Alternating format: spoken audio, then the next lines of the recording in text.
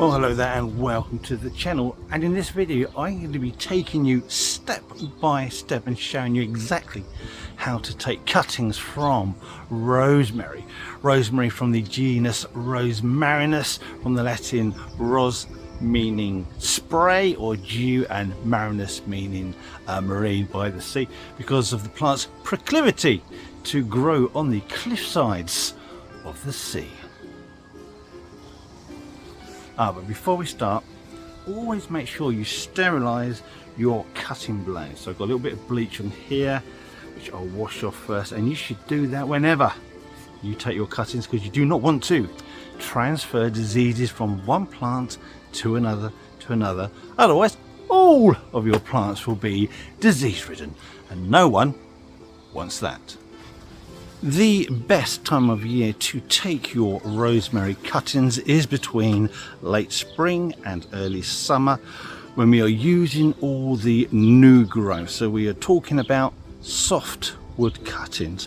These cuttings we're going to take are going to be between 10 centimeters and 15 centimeters, and if you look at this plant here, you will see that that length will encompass the tip all the way down to just before the woody growth. We don't want to use the woody growth, that's no good to us. It's just this new growth here, and although it doesn't actually come into an issue with this particular plant at this time of year, it is June, it's finished flowering. You will never take a cutting from a plant that has flowers at the tip or flower buds at the tip, because the plant will divert its resources into producing that flower and not into producing the root. So never take a cutting with blooms on. It has no relevance with regards to rosemary at this time of year, because they have finished flowering already. There will be no flowering tips to worry about. Now, as soon as we take these softwood cuttings, we are going to be in a race. The race is to get that cutting material to produce roots before that stem dries out and the plant dies. So there are certain things that we try and do in order to make sure that that plant remains as turgid, that's what that means, for as long as we possibly can, until it can produce its own roots to take in its own water. So before we even consider cutting, the night before or the day before, we give that plant a very good watering, and we always try and choose a day where it is cool, overcast, cloudy, because the cooler it is, the less sun on it, the less that cutting is going to dry out from once you have cut it. There are a few more things that we can do, which I will discuss, but this is what we're going to do first. We're going to water it the night before, which I've already done, and we've picked a nice overcast day to take our first cuttings. And like I say, we are in a race and I don't intend to lose it. Right, now before we start, we want to make sure there's no pest or disease. There's no point trying to propagate a diseased section of the plant. These seem to be absolutely fine. There's a little bit of cuckoo spit on there, which I'm not too worried about. And there is, can you just see that? There's a little, I don't know, that threat damage or something's been biting the top of it. I'm not too worried about that. I could spray it with insecticide. I don't think I'll bother. But let's go to it. Let's start taking some cuttings, and then we will prepare these immediately. Now, if you weren't preparing these immediately, what you would need to do is place these into a sealable box such as this. I like to put some kitchen roll in there, which I've dampened down with some water, then that can be sealed, and you place that somewhere out the sun, possibly somewhere cool, possibly even your fridge. But we're not using this because we're going to strike these cuttings. That means you're going to put them in the soil immediately. So let's get to it. I need to prepare them first. I'll show you how you prepare a rosemary cutting.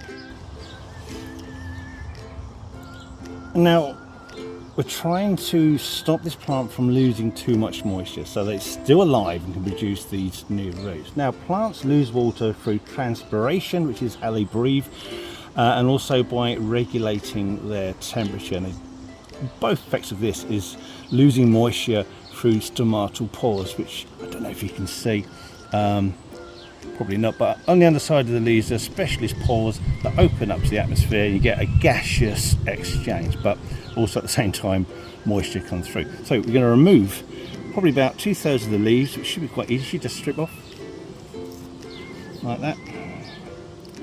That is absolutely fine. A little better to take a few more off than leave a few more on. And using a sharp blade, this is quite a new blade on here, rather than a blunt blade, you're going to take a cut just below a node, which is where a leaf joint is. And the reason for that is you've got a high concentration of hormones at a leaf node, which makes it a lot easier for it to produce its roots from a cut here than from an internodal cut, which is a cut between two nodes. So always cut just below a node. Right, now from here I'm going to pop that on into its pot, but before that I'm going to show you how to make your cutting compost.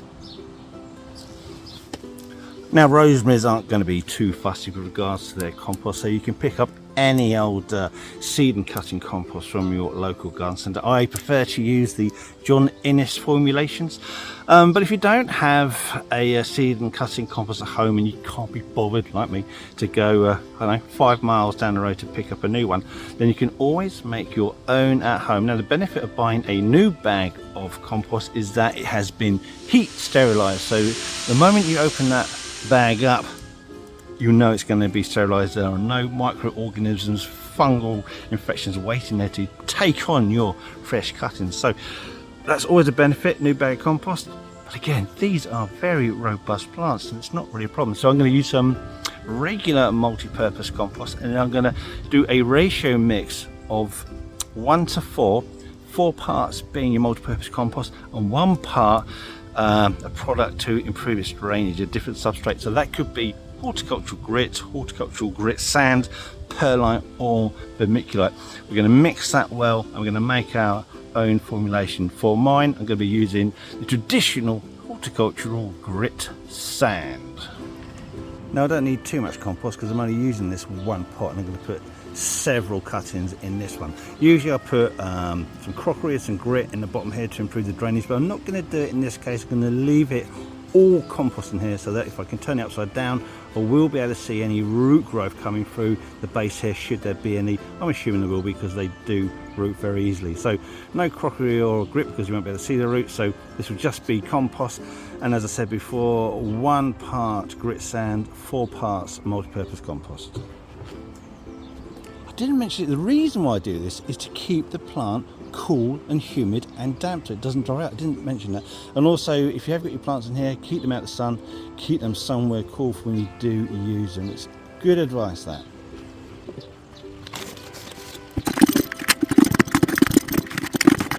Maybe touch more. There you go, lovely and free draining compost. So first thing, I'm just going to loosely fill that pot with my compost.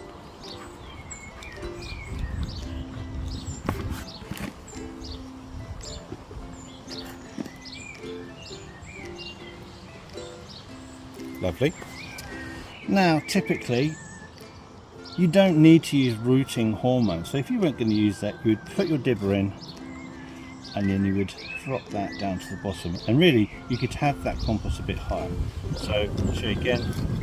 You'd have the cutting at the edge of the pot because it roots better like that. Don't ask me why. Probably because it's got better drainage and warmth.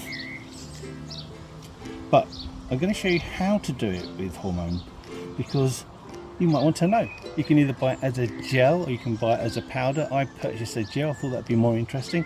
If you're buying a powder, the last thing you do is tip it in powder and then just put it in like that, because all you've done is wipe the powder off in the compost. That is crazy. If you're using powder, you would dip it first and then gently put it in, trying to not knock the powder off.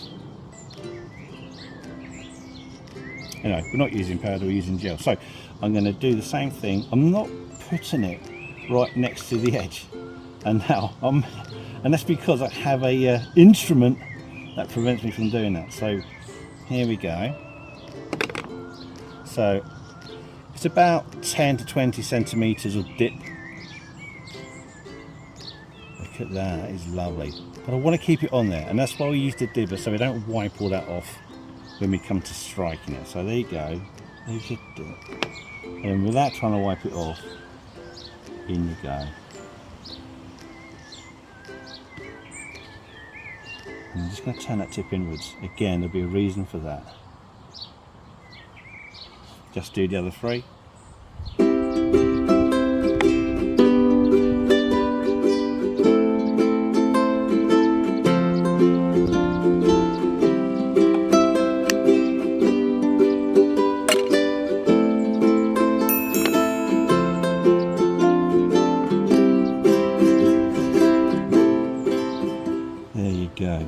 again, in order to reduce the amount of water loss through the foliage, I'm going to firstly water it.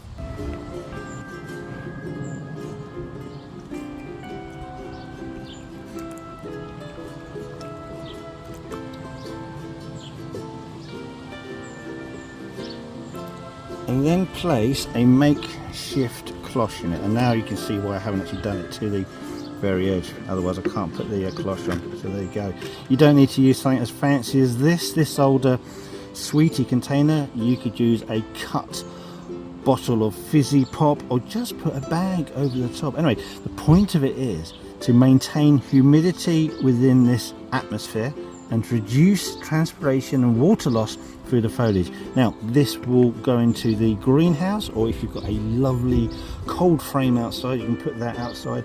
I don't want it getting too hot, so that will be on the lower level under the staging, or just in the corner. It's a bit more shady. I don't want it high up on staging, which is going to overheat. I do want it warm but not hot. So there you go. And within about 2 to 3 weeks, this should be nicely rooted. And there you go, that is how you take cuttings from rosemary. But let's be honest with you, rosemaries are quite robust, quite easy to take cuttings from, so you don't need to have the rooting hormone powder. You probably don't need to have the cutting compost. Regular multi-purpose will do. You don't need a terracotta pot, a plastic one will do. It's not that difficult to get these to root, but what I wanted to do is show you best practice as far as I would do it. Anyway, thanks for watching, but before I go, don't forget to click that like button. That helps us so much with regards to YouTube, and consider subscribing. It's absolutely free. You can unsubscribe at any time. If you do want to be notified whenever we do release a new video, then click that notification bell. If you just click subscribe, you'll only get them sent to you for a short period, and then YouTube will stop. It's just how YouTube works. I don't make the rules. Anyway, thanks for watching, and see you in the next video. Oh, and if you've got anything you'd like to comment on, say that in the comments. We'd love to hear you. If you've got any like a surefire way of propagating these plants, then by all means put it in the comments, and then we can share it to all those other viewers who read the comments. Thanks for watching. See you in the next video, hopefully if you press notification. Right, now just before you go, if you want to see more content, more behind the scenes stuff, and images that I've taken of some weird freaky plants over the years, then you're in luck, because we've created an Instagram page. So you can find the link in our description. You can find the link on our main page, and if I'm clever enough, I might better get a link somewhere up there. Anyway, thanks for watching, and if you want to see more YouTube stuff, then check out this video here. That's quite a good one. And if it doesn't float your boat, then another one right there. And enjoy these while I've still got the strength, imagination and aptitude to make them. Thanks for watching. Goodbye.